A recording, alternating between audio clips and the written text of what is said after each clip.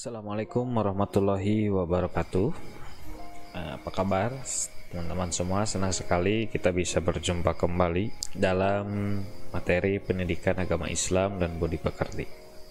Untuk materi kali ini kita akan membahas tentang sifat dan tugas para rasul di muka bumi. Baik, yang pertama kita akan membahas tentang sifat-sifat yang ada di rasul.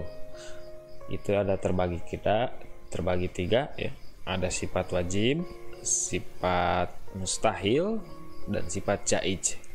Sifat wajib merupakan sifat-sifat yang harus ada pada diri rasul, dan sifat mustahil adalah sifat yang tidak mungkin yang ada di rasul. Sedangkan sifat jaiz merupakan sifat-sifat kemanusiaan. Baik, kita yang pertama adalah sifat wajib bagi para rasul. Yang pertama, sifat wajibnya adalah sidik. Sidik itu artinya rasul selalu benar. Apa yang dikatakan Nabi Ibrahim alaihissalam kepada bapaknya adalah perkataan yang benar. Apa yang disembah oleh bapaknya adalah sesuatu yang tidak memberi manfaat dan madarat. Jadi yang dinamakan rasul, dia selalu berkata benar dan berperilaku dengan benar. Setiap ucap gerak langkahnya itu, setiap ucapan yang dia lontarkan merupakan suatu kebenaran dan tidak mungkin melenceng dari kenyataan ya. Yang kedua adalah sifat amanah. Yakni Rasul selalu dapat dipercaya. Nabi dan Rasul harus menyampaikan seluruh perintah dan larangan kepada hamba-hambanya tanpa menambah ataupun mengurangi, tanpa mengubah ataupun mengganti. Segala tugas yang dibebankan kepada Nabi dari Allah itu Nabi akan sampaikan dengan sepenuh hati dan dengan sungguh-sungguh. Maka dari itu Rasul merupakan orang-orang yang sangat dapat dipercaya untuk menyampaikan risalah dari Allah Subhanahu wa taala. Makanya sifat amanah akan terus melekat di para nabi dan rasul. Salah satu contohnya adalah di saat kaum Nabi Nuh mendustakan apa yang dibawa olehnya, Allah Subhanahu wa taala pun menegaskan bahwa Nuh adalah orang yang terpercaya atau amanah ya. Sebagaimana yang dijelaskan dalam surat Asy-Syu'ara. Dan selanjutnya adalah tabligh, yaitu Rasul selalu menyampaikan wahyu. Tidak ada satu ayat pun yang disembunyikan Nabi Muhammad SAW dan tidak disampaikan kepada umatnya. Dalam sebuah riwayat diceritakan bahwa Ali bin Abi Thalib ditanya tentang wahyu yang tidak terdapat dalam Al-Quran. Yakni yang dinamakan tabligh adalah menyampaikan ya. Salah satu tugas Rasul adalah menyampaikan wahyu yang telah diterimanya dan disampaikan kepada para umatnya. Nabi dan Rasul telah menyampaikan seluruh wahyu yang telah diberikan dari Allah Subhanahu wa taala melalui malaikat Jibril tanpa mengenal lelah ataupun mengenal rasa bosan. Yang selanjutnya adalah fatonah, yaitu Rasul memiliki kecerdasan yang tinggi. Salah satu contohnya adalah ketika terjadi perselisihan antara kelompok kabilah di Makkah. Setiap kelompok memaksakan kehendak untuk meletakkan Al-Hajar Al-Aswad, batu hitam yang di atas Ka'bah. Rasulullah SAW lalu menengahi dengan cara semua kelompok yang bersengketa agar memegang ujung koin yang dibawanya. Kemudian Nabi meletakkan batu itu di tengah-tengahnya dan mereka semua mengangkat hingga sampai di atas Ka'bah. Sungguh cerdas Rasulullah Shallallahu Alaihi Wasallam. Itulah tadi sifat-sifat yang wajib ada pada Rasulullah Sallallahu Alaihi Wasallam, yakni yang pertama adalah sidik, yakni orangnya benar, selalu benar. Yang kedua adalah amanah, ini selalu menyampaikan kebenaran. Yang ketiga adalah tabligh. Yang keempat adalah fatonah ataupun cerdas. Nah, apa dari lawan sifat-sifat yang tadi itu, yaitu sifat mustahil yang ada di Rasul. Yang pertama adalah kidib, yaitu mustahil Rasul itu tukang bohong dan tukang dusta. Semua perkataan yang dilontarkan oleh Rasul itu tidak pernah berbohong ataupun tidak pernah berdusta ya. Ini ditegaskan di dalam surat An-Najm ayat 2-4. Yang selanjutnya adalah khianah, yaitu mustahil Rasul itu berkhianat.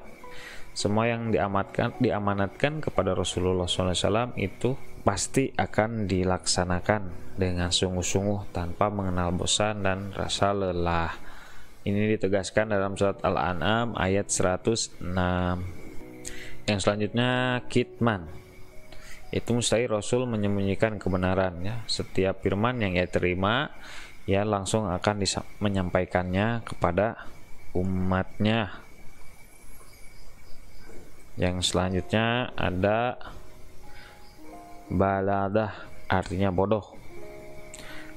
Yang dimaksud baladah ini adalah mustahil Rasulullah itu bodoh ya. Nah, ini yang sifat yang ketiga adalah sifat jaid. Sifat jaid bagi Rasul adalah sifat kemanusiaan. Artinya Rasulullah memiliki sifat-sifat sebagaimana manusia biasa, seperti lapar, haus, sakit, tidur, sedih, senang, berkeluarga, dan lainnya. Bahkan seorang Rasul tetap meninggal sebagaimana makhluk lainnya. Jadi Rasulullah juga, para Rasul yang diutus oleh Allah ke dunia ini juga sama seperti kita, yakni hanya manusia biasa. Namun Rasulullah diberi kemampuan lebih oleh Allah, yakni salah satunya adalah mukjizat dan kesabaran dan ketabahan dalam menyampaikan risalah dari Allah Subhanahu wa taala. Tapi secara sifat zaiz, Rasulullah itu sama seperti kita, yakni mereka makan, minum, lapar, berkeluarga, dan tidur, dan yang lainnya yang lumrah dilakukan oleh manusia pada umumnya. Sifat jaiz ini ada dua, yakni ismatu Rasul, atau adalah orang yang maksum ya, terlindung dari dosa dan salah dalam kemampuan pemahaman agama, ketaatan, dan menyampaikan wahyu Allah. Oleh karena itu seorang Rasul selalu siaga dalam menghadapi tantangan dan tugas apapun. Sifatnya sama seperti kita secara aktivitas, namun Rasulullah, para Rasul terlindung dari segala dosa dan kesalahan. Yang selanjutnya ada ijtima'u Rasul, adalah orang-orang yang selalu komitmen dengan apapun yang mereka ajarkan. Mereka bekerja dan berdakwah sesuai dengan arahan dan perintah Allah, meskipun untuk menjalankan perintah Allah Subhanahu wa taala harus berhadapan dengan tantangan-tantangan yang berat, baik dari dalam diri pribadinya maupun dari para musuhnya. Rasul tidak pernah sejengkal pun menghindar atau mundur dari perintah Allah ya. Jadi inilah salah satu sifatnya adalah memiliki sifat amanah, tidak pernah menghindar atau bahkan mundur dari perintah Allah Subhanahu wa taala. Jadi apa sebenarnya tugas yang harus dilaksanakan, tugas yang dilaksanakan oleh para rasul? Yang pertama itu menyampaikan risalah dari Allah Subhanahu wa taala. Segala bentuk wahyu yang turun dari Allah dan disampaikan kepada para nabi, itu para nabi dan rasul wajib menyampaikan kepada umatnya. Yang kedua, mengajak kepada tauhid, yaitu mengajak umatnya untuk mengesahkan Allah. Seluruh pasti akan mengajak kepada kembali, ini harus bisa jadi mengajak umatnya untuk mengesahkan Allah.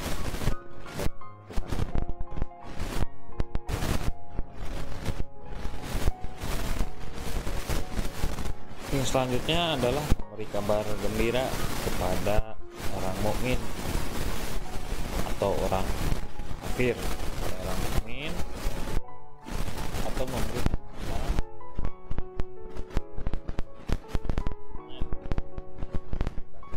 lurus, mensucikan jiwa serta ada